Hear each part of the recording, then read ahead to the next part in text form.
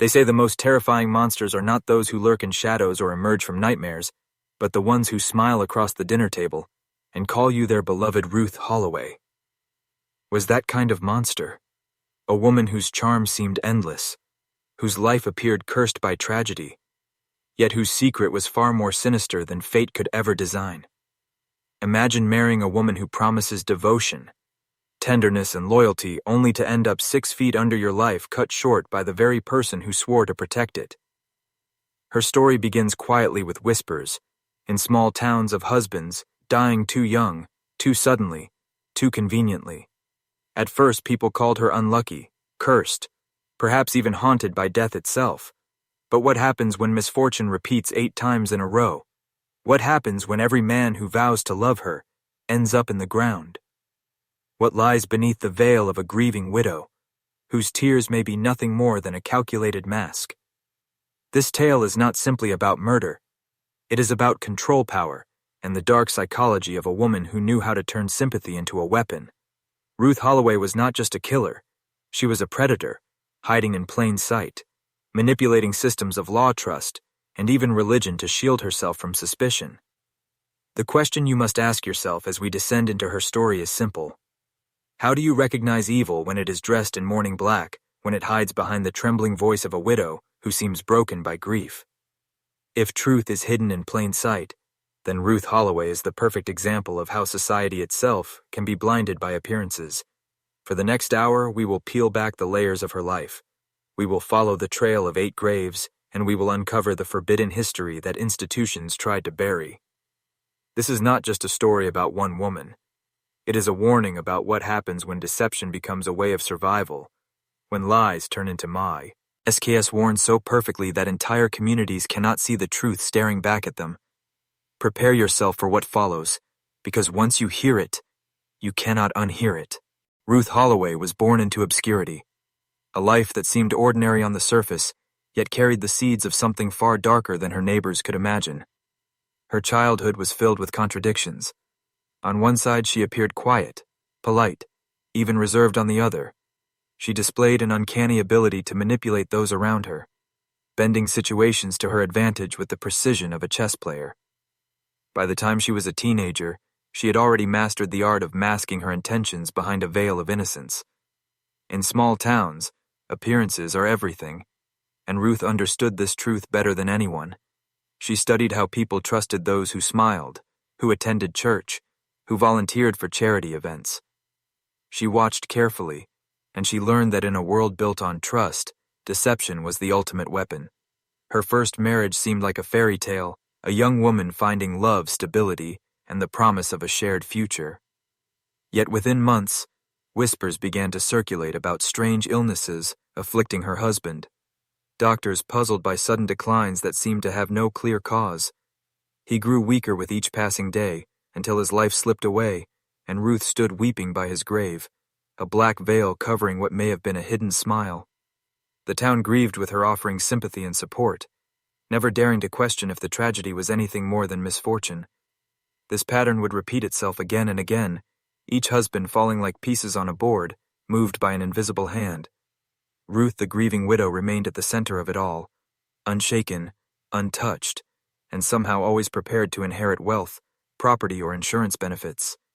Behind her tears was calculation. Behind her sorrow was strategy. The darkness growing within her was not a sudden eruption, but a carefully cultivated craft, perfected over years.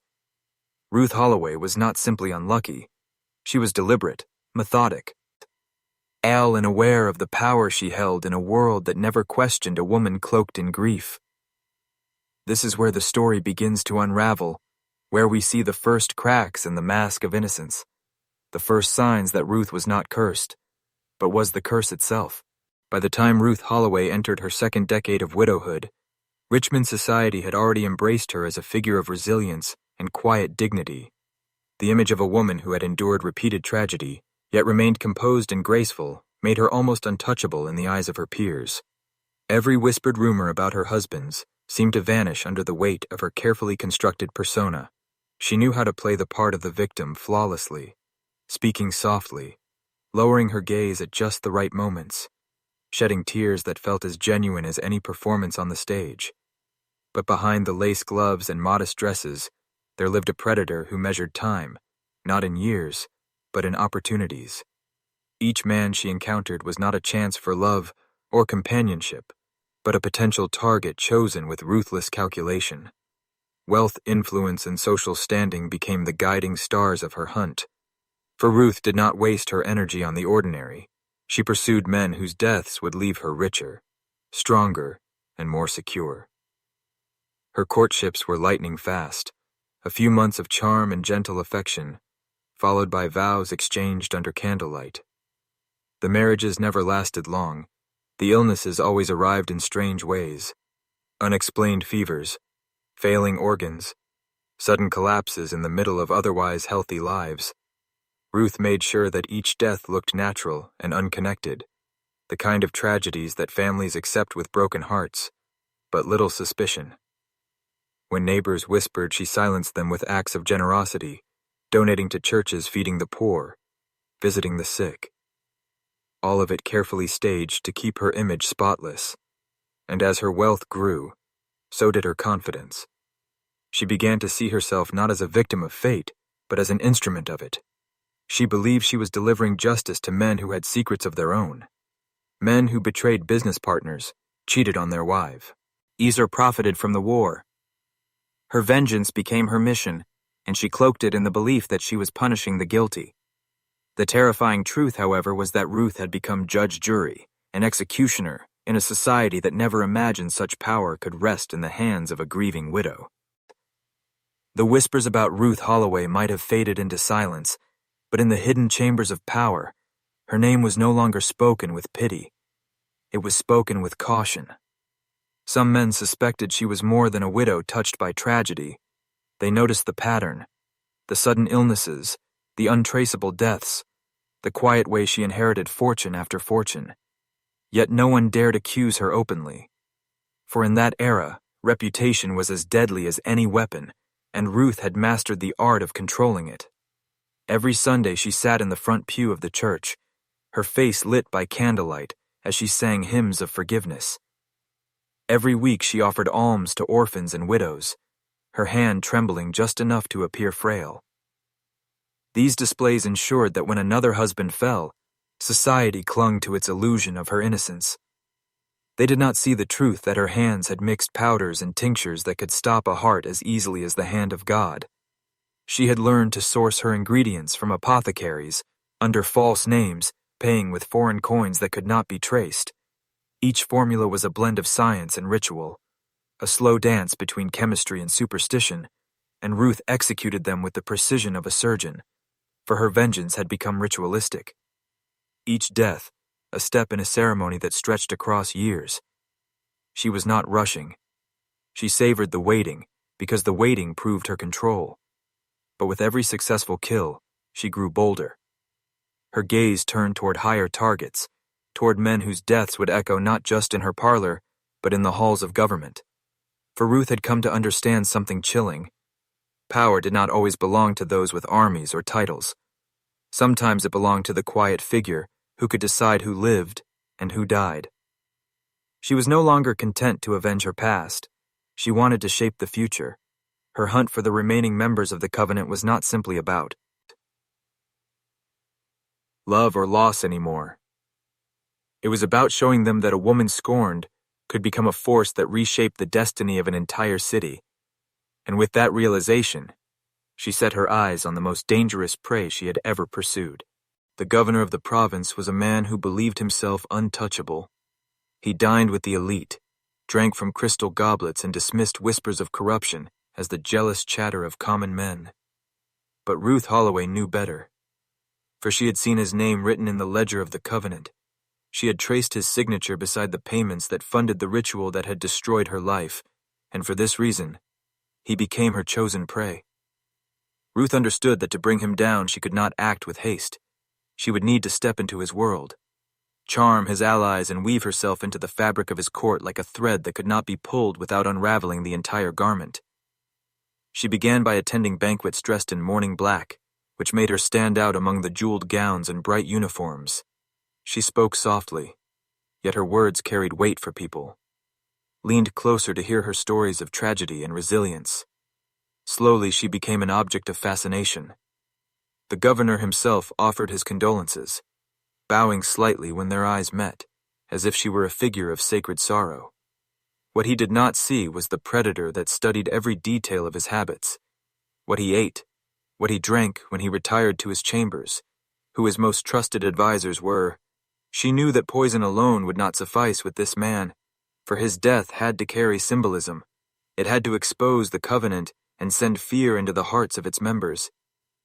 So Ruth planned something more elaborate. She began to plant rumors, whispers that the governor had grown ill, that his body was failing, just as whispers had once spread about her own husband's. The fear began to take root among the citizens, his strength once unquestioned, now cast in doubt. Ruth smiled in private chambers, knowing that perception could be more fatal than any toxin. Her plan was not simply to end the governor, but to dismantle the aura of invincibility that had protected him. For when he finally fell, the people would not see a natural death. They would see the unraveling of a man, cursed and touched by the same invisible force that had already consumed so many before him. Ruth would be that force, and she would be the shadow that history forgot to name. The covenant began to stir like a nest of snakes disturbed by a sudden vibration.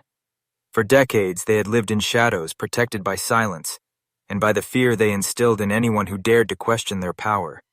But now, something was wrong. Something unseen was dismantling their circle. One man at a time, and the whispers grew louder in the dark halls where they met. Some claimed a rival faction was at work. Others suspected betrayal within their own ranks, but none of them could imagine that the force unraveling their empire was a widow they had once dismissed as irrelevant. Ruth Holloway watched this unraveling with a cold patience. She heard of their secret gatherings through servants, through merchants who carried wine to their tables, and even through priests who confessed their unease. Her network was invisible yet everywhere, and she fed it with fear, whispering of curses and retribution, until paranoia gnawed at the edges of their unity. The covenant which once stood unshaken now argued among itself, suspicion poisoning their bonds. Each man looked at the other and wondered if he would be next. Ruth used their unraveling to her advantage, appearing at funerals with a veil over her face, never speaking much, but always watching, always reminding them that she had survived when so many around her had not. Some claimed her presence was an omen, a warning from fate itself, and others believed she was touched by something unholy.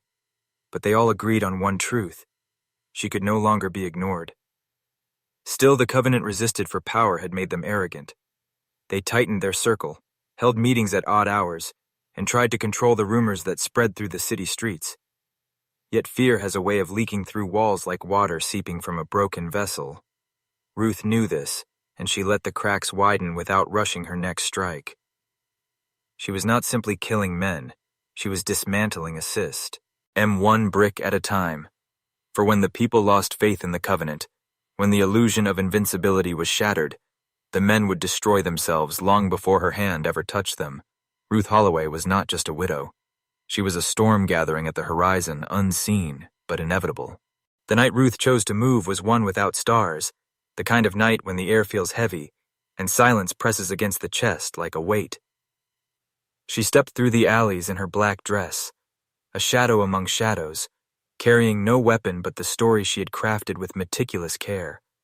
For Ruth understood that sometimes the deadliest blade is not steel, but words whispered into the right ear. She went first to the wives of the covenant men, women who had long endured their husbands' cruelty and arrogance, and she spoke with a calm voice, telling them what they already feared, that their husbands' meetings were not for commerce or prayer, but for sacrifices made in secrecy, and that every death of a husband had not been random misfortune, but judgment creeping closer. She left behind no proof, only suggestion, and in the minds of frightened women, suggestion became reality. Then she sought out the priests, men sworn to God, yet tied in quiet servitude to the covenant. Through gold and favors, Ruth whispered that their protection had failed, that the covenant was cursed, and that to remain silent now was to share in their damnation. She saw terror flicker in their eyes. for priests knew that curses gain power when enough souls believe in them. By dawn, the city trembled with whispers of unholy gatherings. The covenant once feared now looked like men hiding behind ritual masks, trying to keep their crumbling order intact. Ruth had turned their allies into doubters, and their confidants into spies. She had not lifted a single hand in violence, yet she had cut their circle in half with nothing but carefully sown fear. The covenant men tried to fight back, sending warnings to one another, demanding silence from their families. But trust was gone, and without trust, even the most powerful circle begins to rot. Ruth walked among the city that day as if nothing had happened, her face calm, her step steady, knowing te. At once a house catches fire, it cannot be commanded to stop burning. Her work was not yet finished, but she had tilted the balance. For the covenant no longer moved as one mind. They were fractured, confused, suspicious, and a fractured enemy is no enemy at all. Ruth Holloway understood the truth that had guided every step she had taken since the first death in her long line of husbands. The most dangerous power is not the blade, not the poison, not even the grave. It is the seed of doubt planted in the human heart. When the covenant gathered again, they expected to see Ruth broken or in hiding. But instead, she walked into their chamber with a stillness that froze every tongue. She wore black, not as mourning, but as a crown, and her eyes reflected no fear. She stood before men who had buried countless secrets and spoken vows, sealed with blood, and yet in her presence, they looked like aging hunters whose traps had grown rusted. Ruth spoke not with the trembling voice of a widow, but with the command of someone who had already chosen her fate. She told them she knew of their rituals, their hidden ledger of debts, their ceremonies that reeked not of holiness, but of ancient hunger. She recited names of the dead in order one by one, each husband, each rival, each lamb sent into the fire of their greed. She told them the city no longer believed in their strength, that the priests whispered of curses, and that even their own wives slept with suspicion at their sides. The chamber shook not with noise but with silence, for silence in such a place is heavier than thunder. One man attempted to rise to call her a liar, but Ruth cut him down with words sharper than any blade, reminding him of the secret mark burned onto his chest from the last ritual. They froze because only an initiate could have known, and now the air grew thick with fear. Ruth leaned closer and promised them this. She would not expose them to the masses. She would not drag their name into the light. She would simply outlast them, for one by one their hearts would rot from suspicion. Their brotherhood would eat itself alive, and when the last man stood alone, he would hear her voice in the dark, reminding him that this fate was chosen not by her, but by them. They called her a witch, a curse, a shadow in human flesh, but not one dared to touch her, for they knew to strike her was to confirm everything whispered in the streets. Ruth left them trembling in their own chamber. The circle that once bound others now bound itself. She stepped into the night with the calm of someone who had conquered without sword or army. Her victory was not loud, but it was absolute. She had turned the covenant into prisoners of their own fear, and in doing so, she claimed a power that no widow, no woman of her time was ever meant to hold. The town of Holloway began to change, though no one could say when it started. Doors that once stood open at dusk now closed before the sun sank. Lanterns burned late into the night in homes where whispers outnumbered prayers. The name Ruth slipped through the streets, not in shouts, but in low, uneasy tones, as if speaking too loudly might summon her shadow. Men who once mocked her now crossed the street when she passed. Women who had endured their husbands' cruelty began to meet in secret, forming circles of their own, emboldened by the idea that one among them had faced the covenant and walked away untouched. The covenant members themselves moved like hunted animals. They no longer laughed in public. Their gatherings grew smaller, their voices quieter. Suspicion gnawed at them from the inside, for they could not tell who among them had betrayed a secret or carried Ruth's words beyond the chamber. They began to watch their own families treating wives like spies, children like threats. Ruth had become more than a woman. She had become an infection of the mind, spreading fear, distrust, and quiet rebellion. The governor himself received letters warning him that his power was tied to a circle already collapsing, and that if he continued to shield the covenant, his throne would share their ruin. In the marketplace, Ruth walked in silence, yet the crowd parted for her without command. The black dress she wore became like a banner, a reminder that grief had not broken her. It had transformed her. There were those who began to call her a curse, and others who began to call her deliverance, but none denied that she had shifted the weight of power in the city. What no one knew was that Ruth had not acted alone, for behind her calm eyes burned memories of the dead husbands, each carrying secrets of the covenant. Each whisper she had used, each name she had spoken, had come from nights spent piecing together fragments of conversations, glances at documents, markings left on skin. The dead had armed her, and through her they rose again. She was no longer just Ruth Holloway. She was every silence forced upon a wife, every oath broken by a priest, every ritual drenched in blood, made flesh. She had become the reckoning. The covenant thought could never come, and now the town itself was learning that fear of one woman could be more powerful than loyalty to an entire order. Legends do not wait for death to take root. They grow in the cracks of fear, and by the autumn of that cursed year, Ruth Holloway was no longer spoken of as merely a widow. She had become a phantom of justice, a walking omen. The children whispered her name in games. The merchants lowered their voices when her figure appeared, and even the governor could not ignore the storm that seemed to rise in her shadow. The covenant gathered in desperation, not in confidence. They argued among themselves, accusing one another of betrayal, while their power slipped away like water through broken hands. They decided at last that Ruth could not be allowed to walk the earth unchallenged. They would strike her down in secret, bury her where no tongue could find her, and silence the legend before it devoured them. Yet even in their plotting, fear ruled them. Some demanded poison. Others spoke of a blade in the night, but none volunteered to wield it. For to harm her was to acknowledge the curse, and the curse, once acknowledged, would cling to the soul forever. In their hesitation, Ruth moved first. She began to leave signs at their doors.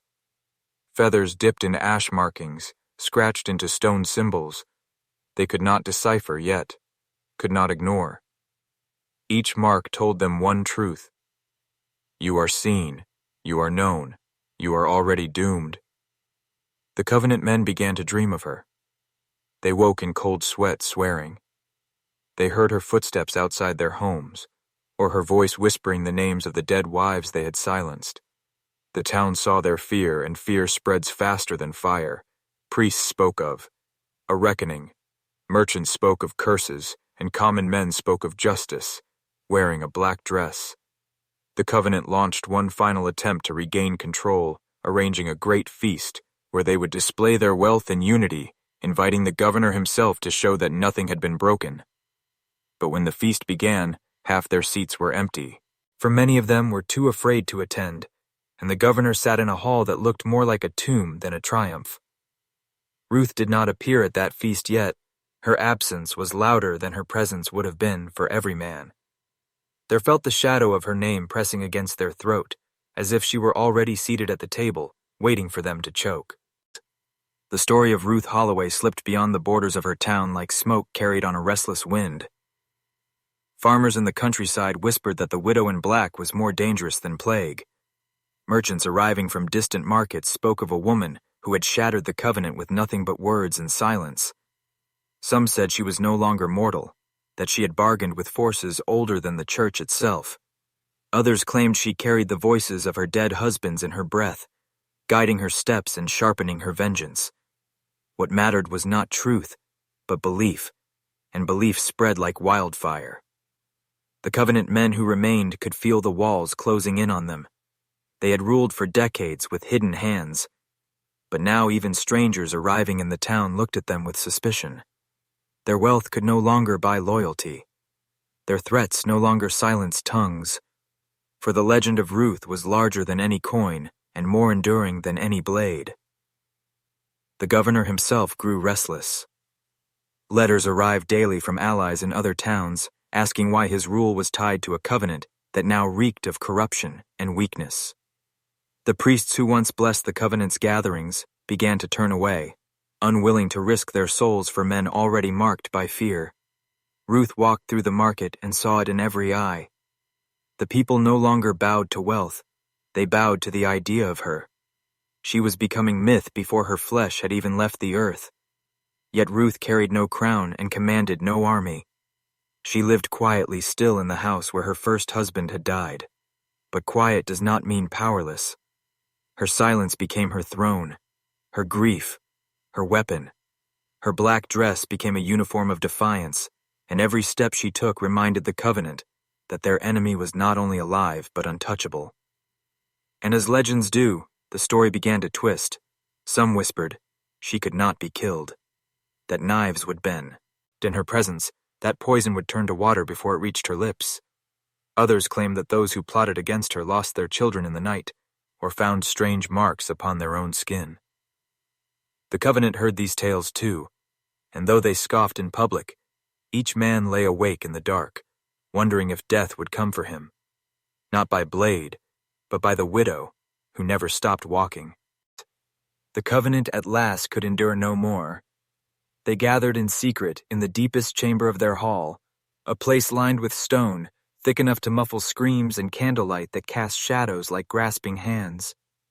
Their faces were gaunt, their eyes hollowed not from hunger, but from the slow poison of fear. They spoke of Ruth with clenched jaws and trembling voices.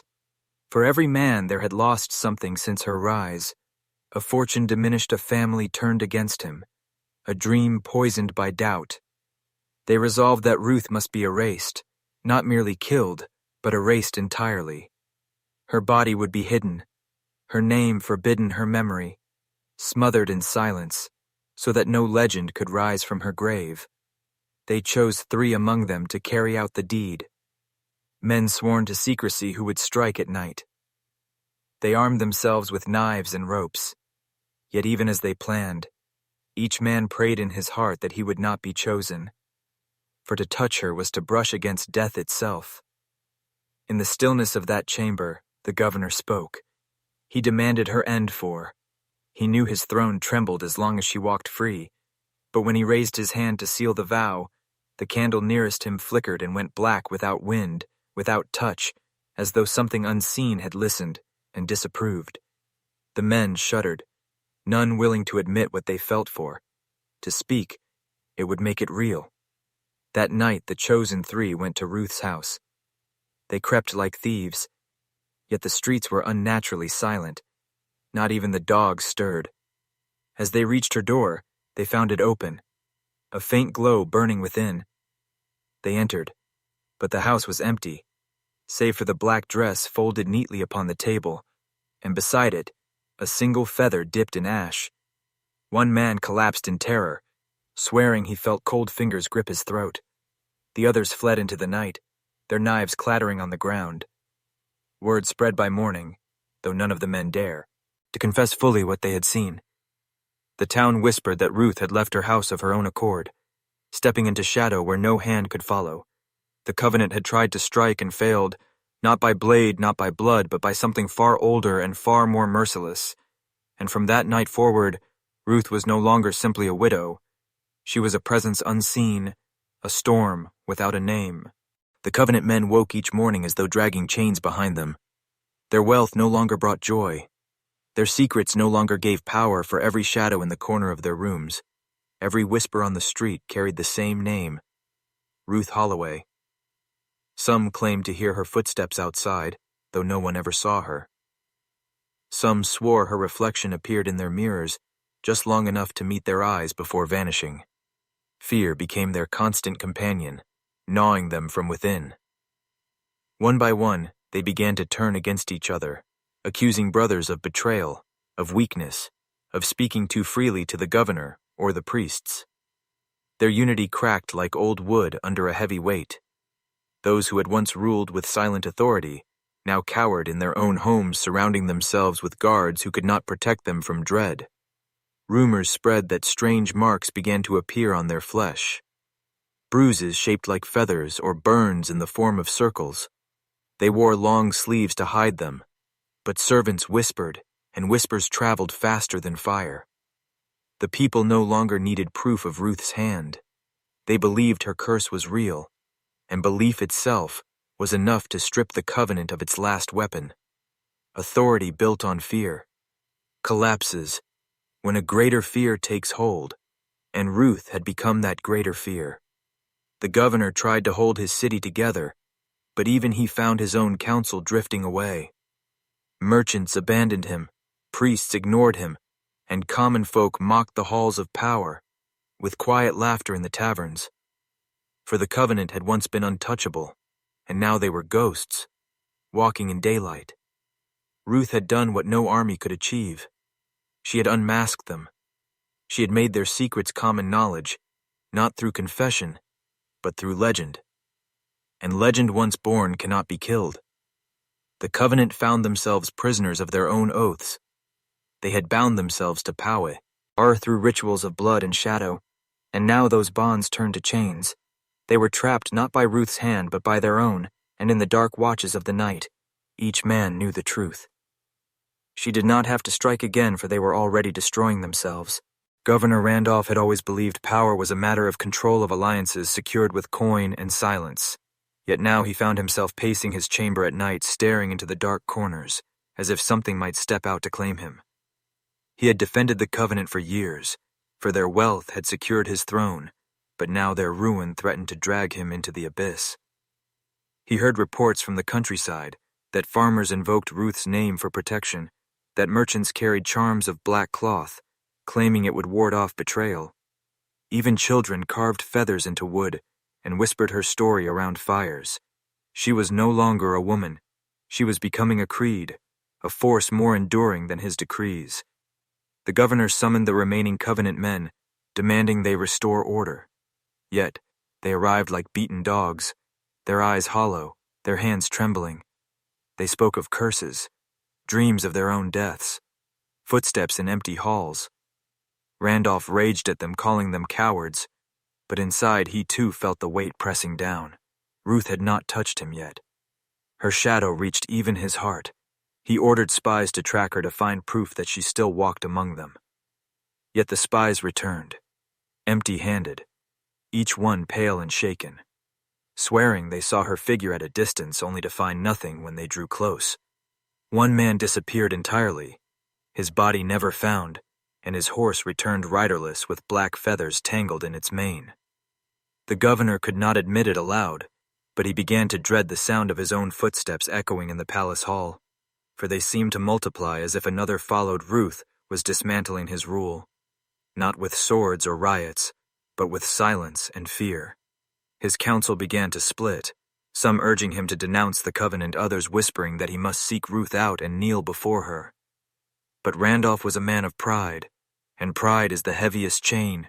He swore he would never bow to a widow, and yet each night he woke gasping from dreams, where she stood at the foot of his bed, silent, her black dress shifting like smoke. He tried to tell himself it was nothing more than guilt, yet he had never felt guilt before. What he felt now was something far worse, the sense that his time was no longer his own.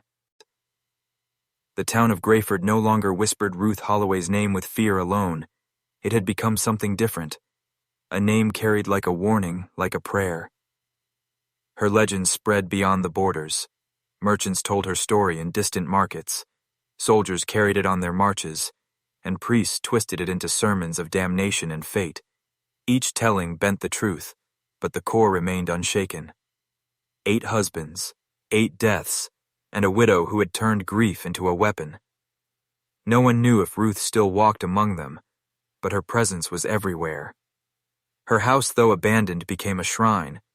People left offerings, black cloth, feathers, coins marked with scratches, even locks of hair. Some claimed they saw smoke rising from the chimney, though the hearth had been cold for years. At night, travelers swore her shadow drifted along the road, her figure thin, her face hidden beneath a veil. Others spoke of dreams where Ruth visited them not with violence, but with choice.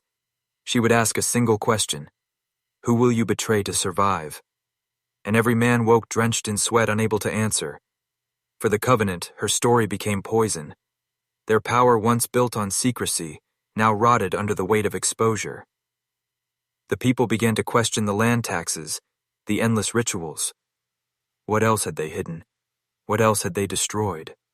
The Covenant men muttered in dark chambers, fearing the woman they once dismissed as nothing more than a tool. They had made her. They had underestimated her. They had tried to bury her. And instead they had planted something unholy. The town began to fracture. Families divided between those who saw Ruth as vengeance, returned, and those who saw her as the devil's bride. It was no longer about her husband's or her grief. It was about what she represented. The possibility that one broken woman could unravel centuries of order, that the powerless could become power itself. The Covenant sent warnings, but fewer obeyed their threats. The governor demanded obedience, but his voice rang hollow against the stories that traveled faster than his decrees. Ruth had become more than flesh, more than blood. She was myth, and myth does not die. Myth waits. Myth transforms. Myth devours. By the autumn of 1793, the name Ruth Holloway had escaped the streets of Richmond and spread like wildfire across Virginia and beyond. It was no longer only a story of one woman's vengeance. It had become a weapon whispered in taverns, passed from soldier to deserter, sung in low hymns at gatherings where rebellion stirred. Men who once feared her began to claim her. Ghost was on their side. They painted her face on banners with coal and ash, not as a widow, but as a judge, holding scales that dripped black water. Instead of warning children against wickedness, mothers told them Ruth would punish liars, thieves, and cowards.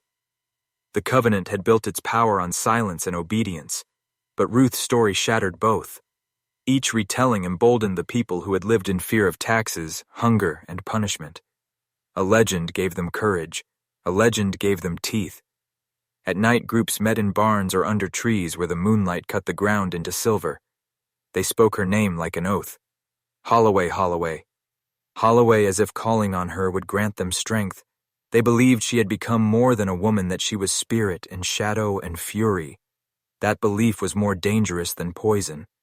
It did not matter that Ruth was mortal and flesh for myth needs no proof. The governor sent men to crush these gatherings, but soldiers began to vanish. Some deserted, others swore they had seen a pale figure moving in the fields before dawn, her voice in their ears commanding them to abandon the Covenant or face her justice. Fear turned to cracks. Cracks turned to fractures. Fractures spread into collapse. By winter, the Covenant stood on shaking ground, their wealth untouched, but their authority mocked. Ruth had destroyed them, without lifting her pistol, without brewing another vial of poison. She had done it with patience, with memory, with the unstoppable weight of story. For the first time in living memory, the people realized they did not need to obey. They needed only to remember her lesson. That betrayal carries a price, that silence can be broken, that justice does not always wear the robes of law. The Covenant had been reduced to ghosts in their own city, stripped of fear's armor and hunted by whispers. Yet power never surrenders without a final strike. In early spring of 1794, the remnants gathered in secret chambers beneath Richmond, their candles dripping wax like blood upon stone. They were men who once ruled commerce courts and militias now driven to trembling conspiracy. They spoke of one plan to erase Ruth Holloway forever. They would not fight her directly, for each attempt to confront her had ended in ruin. Instead, they would erase the memory of her name. They bribed printers to alter pamphlets. They ordered preachers to condemn her as a witch, rather than a widow avenger. They spread rumors that her murders were inventions of drunkards and storytellers. Their scheme was simple. If memory itself could be poisoned, then Ruth's power would fade like smoke at dawn. They plotted to forge documents that placed blame for the deaths on rival merchants and disgraced officers, and they prepared to seize anyone who dared speak her name under charges of treason and sedition. But Ruth had anticipated this. Long before, she understood that the strongest poison was not foxglove or arsenic, but memory itself. She had carefully scattered fragments of truth among the poor, the dispossessed, the widows whose sons had been taken by war. She had given them not only stories but proof, hidden letters, ledgers, scraps of testimony, all impossible to erase. When the Covenant's forged lies began to circulate, the people compared them with what Ruth had planted, and the falsehoods burned away like paper in flame. The Covenant's plan collapsed as swiftly as it had been conceived, and now the men who had once ruled Virginia faced a nightmare they could not master. Their power no longer lay in wealth or arms, but in deception, and that deception had been torn from them. They stood naked before the people who began to whisper openly of revolt not against Britain or France, but against their own rulers. Ruth had turned corruption's greatest weapon against itself, and the Covenant knew their time was ending. They did not yet know how soon the last strike would fall, or how close Ruth already was to finishing the tale she had carved in blood and silence. 8 husbands, 8 deaths, and now an entire covenant crumbling beneath the weight of one widow's vengeance. The summer of 1794 brought the final act. Ruth Holloway had become more than flesh and bone. She was myth-breathing. She was the shadow. The Covenant could neither silence nor defeat. She orchestrated the end, not with open bloodshed, but with precision. The last surviving conspirators were summoned under false pretenses to a gathering in Williamsburg, told it was a council to salvage their wealth and restore order. They entered a hall sealed with heavy oak doors, and found upon the tables not contracts but documents traced to their own treasonous dealings, stolen supplies sold, intelligence betrayals recorded in their own hands. Their panic was immediate. Some raged, some pleaded, some tried to burn the evidence. But the room had already been surrounded by men, loyal not to law, but to Ruth. Men whose sons had been betrayed in battle. Men whose daughters had been left starving by shortages. The Covenant had engineered. No authority could save them now. Each member was dragged into the open streets, their confessions nailed to courthouse doors, their names cursed by crowds that had once bowed before them. By dawn, the Covenant was gone. Some vanished into exile, some taken by mobs, some simply found lifeless in alleys, where no magistrate dared inquire. Ruth did not appear at the executions. She did not need to. Her hand had guided every moment yet. Her figure remained in shadows. She returned to her quiet home. Her mission fulfilled, but her transformation complete. The grieving widow of 1782 had become a sovereign power outside Crown and Congress. She had proven that corruption bleeds like any man, if struck with patience and cunning. History would not record her as a general or statesman, but as something far more dangerous, a figure who rewrote power itself from behind veils of grief and grace. Before Howe's death in 1834, Ruth Holloway wrote the words that sealed her legend. I am not vengeance. I am memory. I am the hand that history tried to forget, but could not erase.